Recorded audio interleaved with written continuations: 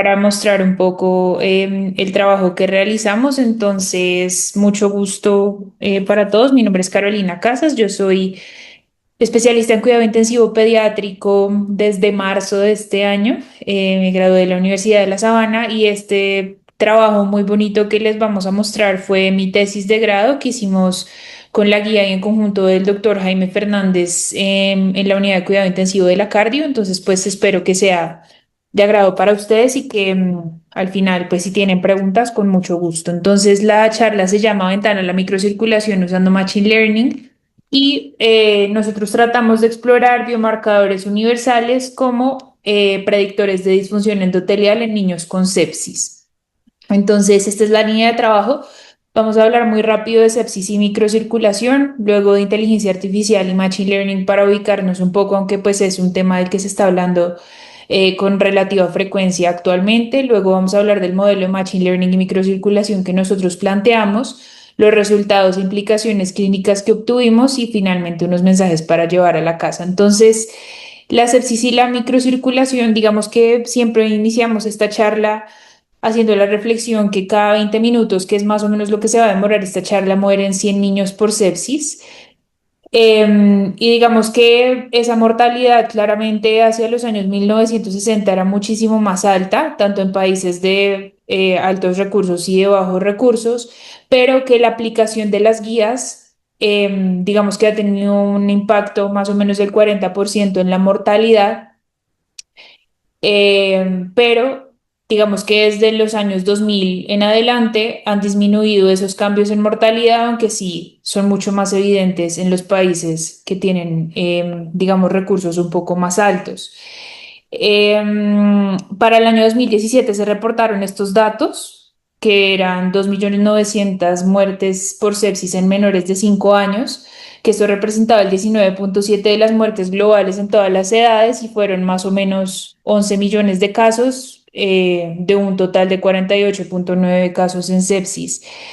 Y aún así, digamos que a pesar de los avances, pues seguimos teniendo casi el 20% de las muertes en pediatría representadas por la sepsis. Acá un poquito más de datos. Mayor mortalidad en países de bajos y medianos ingresos versus los de un poco de ingresos más altos, como vemos en la diapositiva.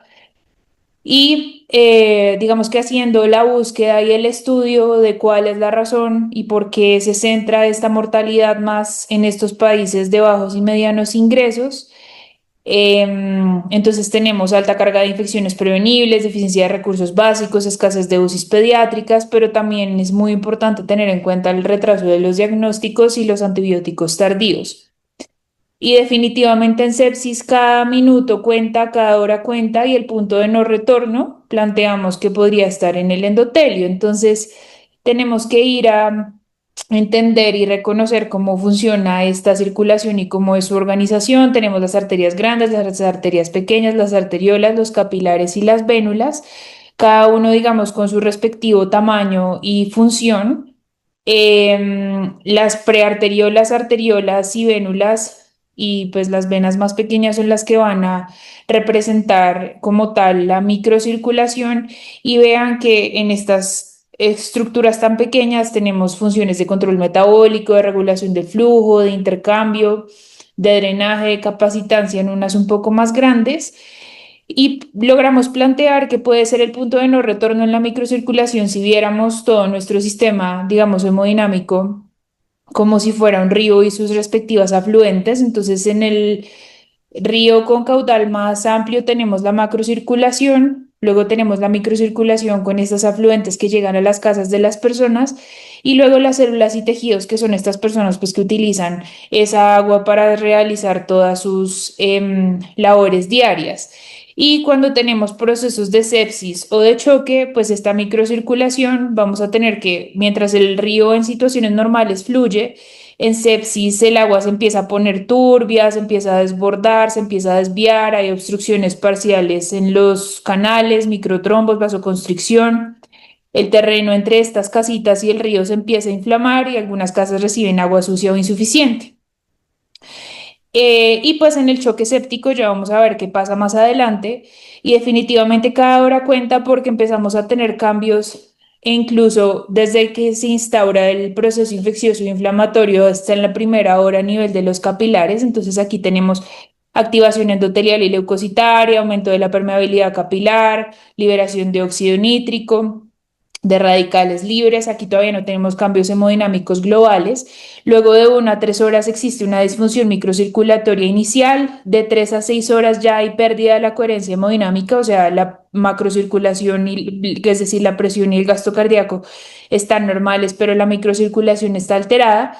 Y empezamos a tener este terreno pues seco, disfuncional, muy inflamatorio, en el que el 25% digamos, va a corresponder a la macrocirculación, el 75% a la microcirculación, y aquí empezamos a tener caída de la presión arterial media, vasoplegia, lactato aumentado, disminución de la saturación venosa, y pues terminamos en este evento que es el choque séptico y ya puede ser incluso el punto de no retorno si no identificamos, y pues que definitivamente podemos llegar a tener un impacto en la mortalidad a las 72 horas de los cuadros. Entonces, con todo esto podemos decir que la microcirculación puede ser discreta en la apariencia, pero muy reveladora en sus señales. Y existen distintas formas de evaluar la microcirculación, como podemos ver en esta diapositiva. Digamos que la tecnología actual ha permitido el reconocimiento in vivo y dar en la cabecera del paciente de la fisiología de la microcirculación mediante el uso de videomicroscopía sublingual, que ya les voy a explicar un poquito más adelante, pero pues no existen estudios que comparen cada variable con el gold estándar. Además, tenemos muchas variables al tiempo y existe un desconocimiento de la capacidad predictiva de biomarcadores del daño en el endotelio. Entonces, tenemos distintas cosas que podemos estudiar: la mitocondria, el glicocálix, la perfusión tisular, la inflamación, y existen algunos marcadores y biomarcadores que se han tratado de aproximar un poco al diagnóstico de este daño de la microcirculación, y a partir de esto pues nosotros planteamos que mediante el uso de inteligencia artificial, teniendo en cuenta la gran cantidad de variables, pudiéramos llegar a acercarnos un poco pues a esta correlación. Entonces, un poco para explicar la videomicroscopía sublingual, que es una tecnología pues que tenemos disponible en la Fundación Cardioinfantil. Se utiliza un transductor que se pone debajo de la lengua y esto nos arroja esta imagen. Entonces aquí vemos las arteriolas, vemos los capilares y vemos las vénulas. Vemos la delgada línea de glóbulos rojos corriendo, digamos, a través de toda la microcirculación. Vemos muchos vasitos abiertos o reclutados, y pues aquí estaría, digamos, funcionando de forma adecuada versus este que vemos aquí en la imagen, donde se ven esos capilares, vénulas y arteriolas rotas, donde no se ve la hilera de glóbulos rojos. Y al final, digamos que tenemos distintos parámetros que se pueden interpretar y utilizar para su interpretación, pero nosotros utilizamos estos tres principales. Uno es la región límite perfundida, que va a ser la profundidad con la que los eritrocitos invaden esta zona que se ve como en el recuadro azul en la pantalla, que es la zona periférica de la luz capilar y está ocupada por el glucocálix endotelial. Y en sepsis y en enfermedades cardiovasculares, pues este espacio suele estar aumentado y se asocia a un menor llenado de glóbulos rojos, digamos, en la luz efectiva del vaso, y menor densidad válida. Tenemos la densidad capilar, que es la cantidad y longitud de capilares por área, y lo que mide es el tiempo con glóbulos rojos presentes en un segmento. Y aquí esto nos habla de perfusión, y el flujo capilar, que es el volumen sanguíneo capilar en la red sublingual que está efectivamente perfundida. Entonces, a partir de estos parámetros y de esta cantidad de biomarcadores que probablemente utilizamos, digamos, en nuestra práctica diaria, surge pues este trabajo que nosotros realizamos. Entonces, pasando al siguiente punto, que es la parte de inteligencia artificial y machine learning, vamos a pasar muy rápido en esto. Probablemente ustedes pues ya tienen conocimiento acerca de estos conceptos, pero al final la inteligencia artificial es una práctica enfocada en el desarrollo de sistemas computacionales y modelos que son capaces de aprender cómo hacer tareas asociadas a la inteligencia humana, y buscando pues patrones y predicción de eventos. Entonces tenemos una guía que es estrecha o específica, generalmente pues destinada para tareas o dominios concretos, Luego tenemos una que es un poco más amplia o general, donde tenemos modelos multitarea y multimodales que se pueden adaptar a muchos usos: texto, imágenes, códigos, herramientas. Y ya una inteligencia general que tiene una capacidad similar, digamos, al cerebro humano y a su funcionamiento para lograr asociaciones. Entonces, la ciencia de datos es un campo interdisciplinario que combina el conocimiento entre el dominio y la estadística y programación para obtener algún valor de un grupo de datos. Dentro de este recuadro de ciencia de datos está la inteligencia artificial, que es cualquier técnica que permite a los sistemas de información imitar la inteligencia y el comportamiento humano. Luego, Machine Learning o el aprendizaje automático, que este va a ser un subconjunto de inteligencia artificial que usa técnicas estadísticas para que las máquinas aprendan a partir de datos, y luego un aprendizaje profundo en el que se utiliza una estructura como de redes neuronales multicapa que van aprendiendo y se van retroalimentando a sí mismo. Entonces el Machine Learning, a grandes rasgos, se va a dividir entre supervisado y no supervisado. Y finalmente, los algoritmos de Machine Learning se usan para aprender de los datos. Dentro del supervisado, la idea es entrenar un programa con ejemplos ya resueltos, es decir, datos que tienen etiqueta para que aprendan a predecir la respuesta de casos nuevos. Entonces, aquí buscamos la relación entre un set de variables y un evento de interés, y lo que nos interesa es lograr procesos de predicción. Aquí un ejemplo muy rápido. Entonces, tenemos este grupo de datos en el que sabemos que este de 5 lados es el pentágono, que este de 3 lados es el triángulo y que este de 4 lados es el cuadrado. Yo le indico al software esas tres etiquetas para las tres figuras. Esto entra, digamos, a un entrenamiento de datos. Hay un testeo de los datos interno, hay procesos de predicción y finalmente él me indica, digamos, las estructuras que son cuadradas y las que son triangulares de un gran grupo de datos. Existen distintos tipos de Machine Learning supervisado: regresión lineal, regresión logística, naive Bayes, dependiendo de lo que necesitemos. eh, Árboles de decisión, Random Forest, K-Nearest Neighbor, dependiendo de, como les digo, el grupo de datos que tengamos. Y este fue, digamos, como nuestra red neuronal inicial, donde decidimos que íbamos a hacer un modelo de Machine Learning supervisado, no paramétrico, que bueno, ya les voy a explicar un poco más adelante. En el no supervisado vamos a entrenar un modelo con datos para descubrir patrones o grupos de los datos. Aquí la diferencia es que los datos entran sin etiqueta y se descubren patrones o grupos naturales en los datos buscando precisión. Entonces tengo un montón de datos que yo introduzco en un software de entrenamiento, y lo que hace esto es formar clústeres o grupos, o por ejemplo en estos estudios de fenotipos, digamos que esta sería la forma de realizarlo, y al final pues obtenemos estos clústeres de distintos grupos. Entonces, entendiendo estas dos cosas iniciales, ahora vamos a conjugar el Machine Learning y la microcirculación. Entonces, el problema que nosotros planteamos inicialmente era que el enfoque de la macrocirculación podría llegar incluso a ignorar la microcirculación, lo que podría contribuir a la alta mortalidad temprana en sepsis y choque séptico. En un hospital como la Cardio, pues tenemos la disponibilidad de la videomicroscopía sublingual en la UCI, y se ha demostrado que las alteraciones microcirculatorias se asocian con sepsis, mayor disfunción orgánica, mortalidad, sobre todo si no se corrigen precozmente. Entonces, claro, esta doctora está diciendo detección temprana del daño a la microcirculación, pero pues este otro doctor dice, bueno, pues tenemos una brecha de acceso, la biomicroscopía es costosa, es poco disponible, necesitamos marcadores sistémicos y accesibles. Y lo que nosotros finalmente planteamos fue la creación de un modelo de inteligencia artificial que nos permitiera la detección del daño en la microcirculación con variables clínicas y paraclínicas versus biomicroscopía sublingual.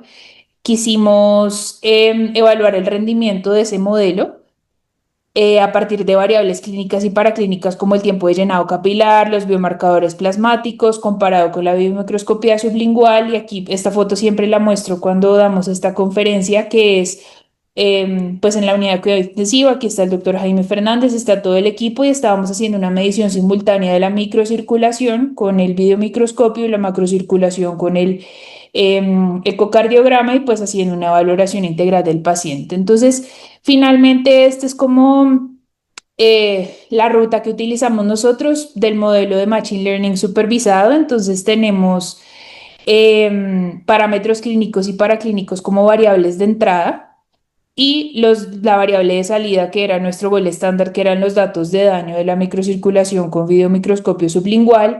Estos datos entran a un proceso de entrenamiento. Existe un grupo de derivación y de validación interna, que es que con el set de derivación entrenamos varios modelos y luego lo validamos internamente con esa otra parte de la población. Finalmente, digamos que esto nos obtenemos algoritmos de clasificación o obtenemos distintos parámetros que luego la idea es poder implementar el modelo y pues hacer todo lo de la validación externa. Entonces, para el grupo de derivación y de entrenamiento, medimos sensibilidad, especificidad, valores predictivos, exactitud, esto comparado con el gold estándar que era la videomicroscopía sublingual. Entonces, esta fue la forma en la que se dividió la cohorte de derivación y validación. Teníamos la muestra, los resultados de la videomicroscopía sublingual, unos con videomicrocirculación, con microcirculación funcional, otros con daño en la microcirculación. El 80% fue el grupo de entrenamiento y el 20% fue el grupo de validación. Esto uno cuando utiliza los software de inteligencia artificial, existen unos códigos específicos y existen unas formas de dividir los grupos de entrenamiento y de validación para que se logre la mayor heterogeneidad y digamos que no exista desbalance de clases dentro de los grupos de estudio. Nuestro gol estándar que ya les había mencionado, los tres parámetros que nosotros revisamos en la biomicroscopía sublingual. Y lo que hicimos fue una aproximación fisiopatológica de lo que ocurría, digamos, a este nivel y con la literatura que existe. Entonces enfrentamos la región límite perfundida con distintos biomarcadores como albúmina, procalcitonina, llenado capilar, índice lactato albúmina, edad y presión de pulso. Esto lo sometimos a muchos códigos y algoritmos y obtuvimos que con el árbol de decisión, que como habíamos visto era un modo de Machine Learning supervisado no paramétrico, obtuvimos pues los resultados que les voy a mostrar más adelante. Hicimos lo mismo con la densidad de capilares mediante Random Forest, donde enfrentamos con lactato, llenado capilar, índice de lactato, albúmina, edad y presión de pulso. Y con respecto al flujo, también pues utilizamos Random Forest, o fue el algoritmo que mayor rendimiento nos ofreció. Y enfrentamos esto con procalcitonina, delta de CO2, llenado capilar, índice de lactato, albúmina y edad. Entonces, estos fueron los datos demográficos iniciales. Rápidamente, para el grupo de derivación fueron 49% pacientes femeninos, en el grupo de validación fue el 57%, pacientes con choque séptico al ingreso en el grupo de derivación, que es el de entrenamiento, fue el 14% y validación 3%. En ventilación mecánica invasiva tuvimos 18% en el grupo de derivación y 9% en el de validación. Y mortalidad tuvimos 11% en el de derivación y validación del 6%. Y el score de Phoenix, digamos que en promedio fue más o menos de 4 en los pacientes. Este fue el flujograma que obtuvimos finalmente. Entonces, iniciamos con 204 pacientes, pues excluimos los que, valga la redundancia, tenían criterios de exclusión. Luego hicimos una reclasificación de las variables de salida y una imputación de datos y los separamos, digamos, como en esos tres grupos, dependiendo de la variable de entrada y que tuviera pues una correlación y una plausibilidad biológica con respecto a la variable de salida. Tuvimos luego una corte de entrenamiento del 80%. Esto entró a una estrategia de aprendizaje balanceada, entrenamiento del modelo y ajuste de hiperparámetros, calibración de probabilidad de métricas y evaluación del desempeño del modelo, y posteriormente hicimos la validación interna del trabajo. Finalmente, estos fueron los resultados que obtuvimos. No voy a hacer mucho énfasis en cada uno, sencillamente quiero que vean este semáforo en el que en verde tenemos los que tuvieron una capacidad predictiva alta, aquí variables y sus distintas combinaciones, en amarillo los que tuvieron una capacidad predictiva moderada y en rojo los que tuvieron una capacidad predictiva baja. Entonces, en la parte superior, eh, que les estoy mostrando con el puntero, Este recuadro inicial es el grupo de entrenamiento para las tres variables de microcirculación y en los cuadrados de colores están las distintas variables y sus combinaciones y en la parte de abajo está lo que encontramos en el grupo de validación. Entonces, en el grupo de derivación para la región límite perfundida, estos fueron como las variables y sus combinaciones que encontramos, pero lo que más nos llamó la atención era que una albúmina menos de 3 gramos por decilitro y una procalcitonina más de 5 miligramos por decilitro tenía un área bajo la curva de 0,75. Aquí ven pues los intervalos de confianza. Y en el de validación, para esta misma variable, tuvimos también un grupo, un conjunto de variables de albúmina menos de 3 y procalcitonina más de 5, que se correlacionaban con un área bajo la curva de 0,8 a ese daño de la microcirculación cuando también lo veíamos a nivel del videomicroscopio sublingual. Con respecto a la densidad capilar, el lactato más de 3 y la presión de pulso más de 30. Para el grupo de derivación tuvo un área bajo la curva de 0,86. Para el de validación, para estas dos mismas variables en conjunto tuvimos un área bajo la curva de 0,88, o sea, una correlación bastante importante. Recuerden que la densidad capilar nos habla también de todos los procesos de perfusión. Y para el flujo sanguíneo, la procalcitonina más de 5 y el índice lactato albúmina más de 0,5, encontramos un área bajo la curva de 0,75 y para el grupo de validación un área bajo la curva de 0,80.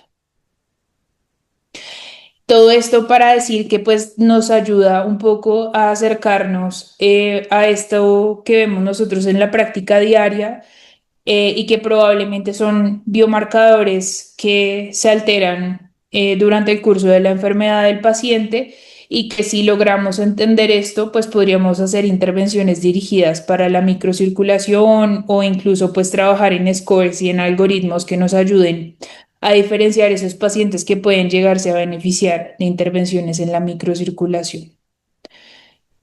Claramente, pues es un trabajo de 2 años, que es lo que dura el fellow. Nosotros pues tenemos el plan de seguir con esta línea de investigación y poder hacer y llevarlo pues a hacer una validación externa y que finalmente pues esto realmente puede impactar a estos lugares donde de pronto no tenemos pues estas tecnologías, buscar algoritmos y escalas que puedan facilitar un poco la toma de decisiones, incluso pues el reconocimiento y la toma de decisiones tempranas y definitivamente pues la medicina de precisión para identificar las medidas terapéuticas que puedan beneficiar a los pacientes.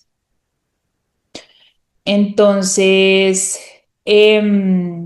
digamos que para terminar, la inteligencia artificial no ayudará a nuestros pacientes, los ayudará al médico que lo use con criterio y compasión, definitivamente. Y durante el tiempo de trabajo, pues yo empecé sin tener muy poco conocimiento sobre esto, pero ya una vez uno se va adentrando y se apasiona en el manejo de los datos y en la inteligencia artificial como una herramienta para que eventualmente pues logremos tener algún impacto, es algo que es positivo y que pues nos puede ayudar a crecer mucho.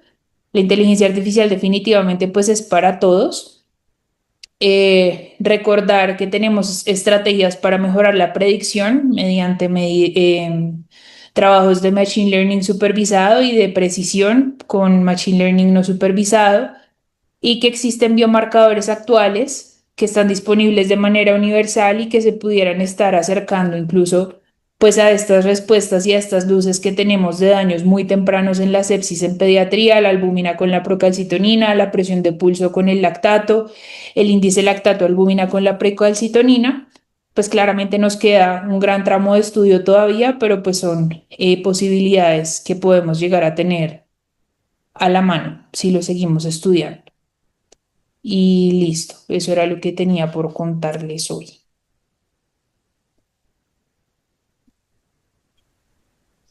Carolina, muchas gracias por tu presentación. Definitivamente, como tú lo has dicho, este es un tema que es más del día a día.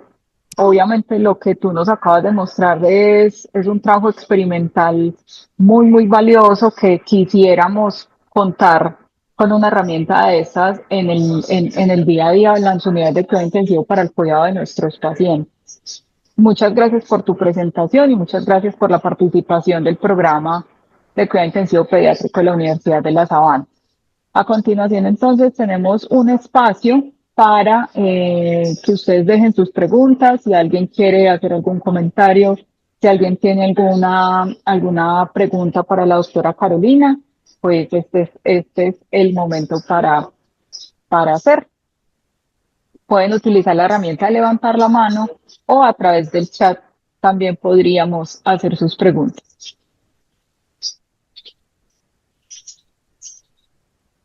Doctor Jaime Fernández. Doctor Jaime, adelante. Sí, muchas gracias. Bienvenido, buenas noches.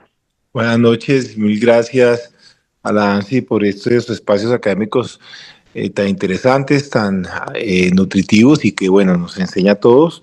Primero, felicitar a la doctora Carolina, una presentación impecable en términos de forma y de fondo, con conceptos muy interesantes. Creo que Caro lo mencionó muy bien y es que no tenemos disponible el videomicroscopio sino para investigar en unos pocos centros en el mundo. Pero la idea es llevar y aterrizar esto a la cabecera del paciente con biomarcadores que podemos tener y que nos dicen de manera, digamos, indirecta que existe un daño en 3 dominios de la microcirculación y Carolina lo presentó súper bien. Entonces creo que esos hallazgos lo que nos hacen es abrir un camino para a futuro, como la doctora Casas lo mencionaba, podamos tener nuestro score de microcirculación o de injuria de microcirculación que nos permita aproximarnos de manera objetiva con un puntaje a un paciente que tiene o no tiene daño a la microcirculación en la mayoría de los hospitales de Colombia y pues muy seguramente de América Latina que tienen esos biomarcadores. Realmente el trabajo de Carolina ha sido un trabajo fantástico, excepcional y que realmente creemos que nos ayuda a correr un poquito la frontera del conocimiento de microcirculación. Entonces quería solamente felicitarla y agradecerle a la AMSI por estos espacios tan interesantes. Mil gracias. Muchas gracias, doctor. Sí, este es un espacio que definitivamente el solo hecho de que nos abra la mente, nos muestre cosas que, como usted bien lo dice, a lo mejor en las unidades no las tenemos pero que tengamos estos espacios para conocerlo y para ver estos avances en cuidado intensivo, definitivamente es muy valioso. Tenemos una pregunta, Carolina, en el chat que dice un parámetro obtenido de la pulsoximetría como el índice de perfusión, que es continuo y no invasivo, con algunas limitaciones, por supuesto, podría tener algún aporte en este modelo que nos has presentado.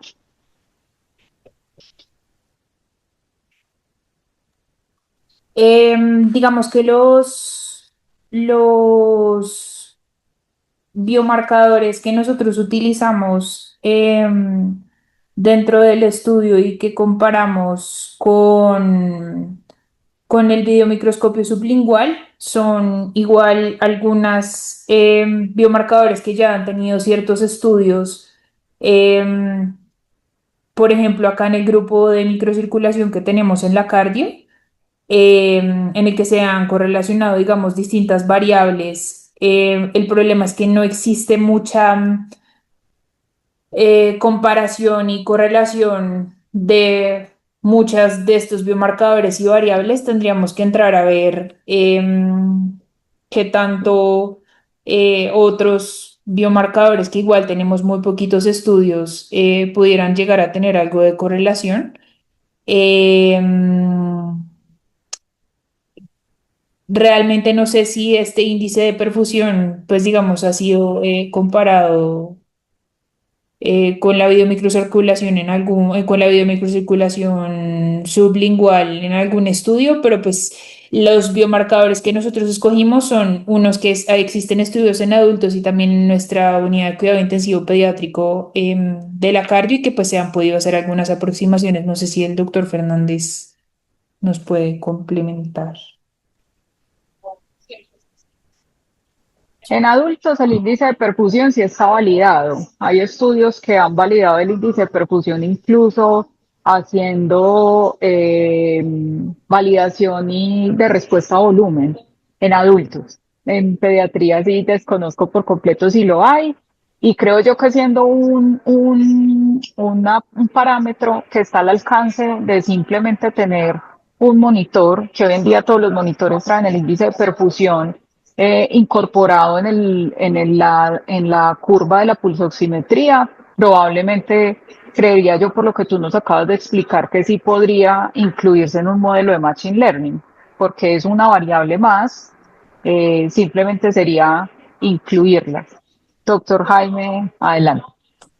Sí, de acuerdo. Digamos que el índice de perfusión, hay varios estudios en adultos con una muy buena capacidad predictiva y asociación con daño y con alteraciones en otros parámetros de microcirculación y de hecho con variables de desenlace duro en terapia intensiva, estancia hospitalaria o estancia en UCI, mortalidad.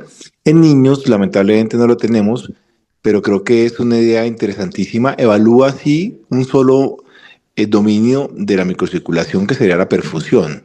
No estaría evaluando densidad de capilares ni estructura, pero en principio sería interesantísimo poder ver esa relación y tener un gol estándar como videomicroscopía y poder aterrizar el índice de perfusión que todos los monitores nos lo dan hoy en día cada vez que se pone un oxímetro de pulso y poder obviamente, digamos, evaluar si tiene buena capacidad predictiva, en qué escenarios, para quiénes, etcétera, etcétera. Pero sí es una idea interesantísima. En niños aún no tenemos esas investigaciones.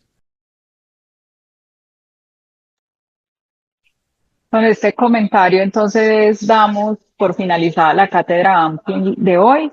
Muchas gracias, doctora Carolina, por haber compartido esta información tan valiosa y tan interesante con nosotros. Muchas gracias al programa de cuidado intensivo pediátrico de la Universidad de La Sabana por haber sido nuestros anfitriones.